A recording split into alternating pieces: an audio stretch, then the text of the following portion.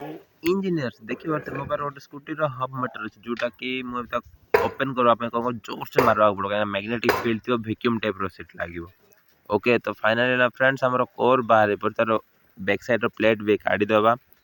Okay देखो एमती मारार अच्छे देखिए मारार अच्छे ठीक अच्छे थ्रेड खराब है काठ उपर मारवार अच्छे। तो ये बाहर पड़ा कोर देखो पूरा भलसे साइज रे क्लीन करके वायर काढ़ी दौचे। फाइनल फ्रेंड्स वायर जाक सब काढ़ला मुझे देखा दूचे।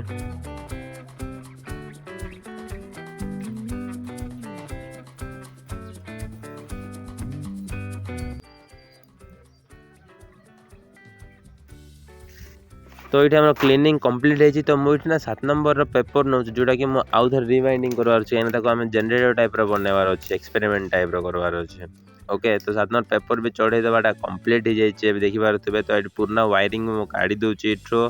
तो ये मुझे कौन कर 25 नंबर वायर ना मु 60 टन 60 ରୁ 65 टन पर्यंत रोटेट कर मेन वाइंडिंग कौन प्रोसेस अच्छे गोटे जब क्लॉक वाइज है ना आ गोटे आंटी क्लॉक वाइज हम। ओके तो क्लॉक वाइज बुलव आ गोटे आंटी क्लॉक वाइज बुलव सेमती करना आम 48 टन अच्छे ये स्लॉट अच्छे।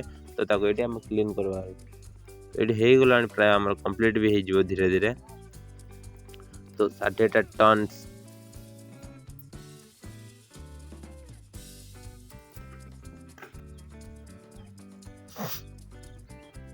तो फ्रेंड्स देखो तो दीटा वायर बाहर पड़ा ब्लू आउ ब्लैक जोटा कि दीटा ही वाइंडिंग रो दीटा वायर बाहर पड़छे। तो ये आम कौन कर आउ थे हब मटर फिटिंग करना ना आउ थे जेमती सेमती लगे देवा। तो चलते जीवा आम यहाँ जो आनी से फिटिंग करदे। तो देखो तो हल्का वोल्टेज भी देखा तो चलते आम लोड देकी देखा।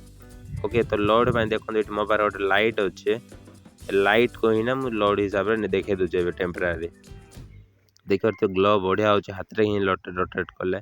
तो फ्रेंड्स एबे पाई ना यहाँ बढ़िया चलती कम दूसरी। तो नेक्स्ट टाइम सब्सक्राइब करदे ना आर अपग्रेड वर्सन कर। ओके बहुत प्लानिंग अच्छे आ ऊपर। ओके।